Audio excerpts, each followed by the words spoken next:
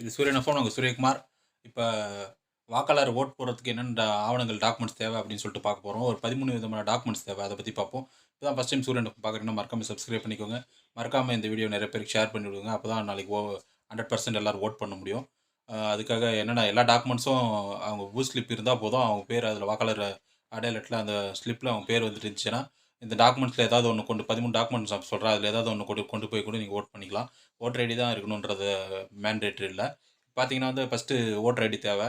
அப்படி இல்லன்னா Aadhaar card, ration card, PAN card இதெல்லாம் இதில 3த்துல ஏதாவது ஒண்ணு எடுத்துட்டு போலாம்.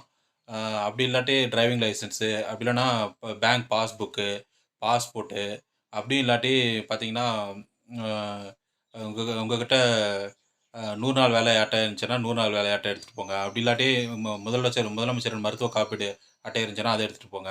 அப்படி இல்லைன்னா நீங்கள் பென்ஷனரா இருந்தீங்கன்னா அந்த ஓய்வூதிய அட்டை அதை எடுத்துட்டு போங்க. இல்லை மாற்றுத்திறனாளி இருந்தீங்கன்னா மாற்றுத்திறனாளி அடையாள அட்டை எடுத்துட்டு போங்க. அப்படி இல்லாட்டி எம்பி, எம்எல்ஏவா இருக்குன்னா அவங்க ஐடி கார்டு எடுத்துட்டு போங்க. இல்லை மத்திய மாநில அரசு ஊழியர்களாக இருந்தாங்கன்னா அவங்க ஐடி கார்டு எடுத்துட்டு போங்க. இப்போ சொன்ன அந்த 13 டாக்குமெண்ட்ஸில் ஏதாவது ஒன்று எடுத்துட்டு போயிட்டு நீங்கள் நாளைக்கு ஓட் பண்ணலாம். கண்டிப்பாக நீங்கள் எல்லாருமே 100% ஓட் வந்து ஏப்ரல் 19ஆம் தேதி 100% ஓட் பண்ணணும்னு சொல்லிட்டு நம்ம சேனல் மூலமாக விழிப்புணர்வு பண்ணுறோம். தொடர்ந்து நம்ம சேனலை பாருங்கள். சூரியகுமார், சூரியன் எஃப்எம்.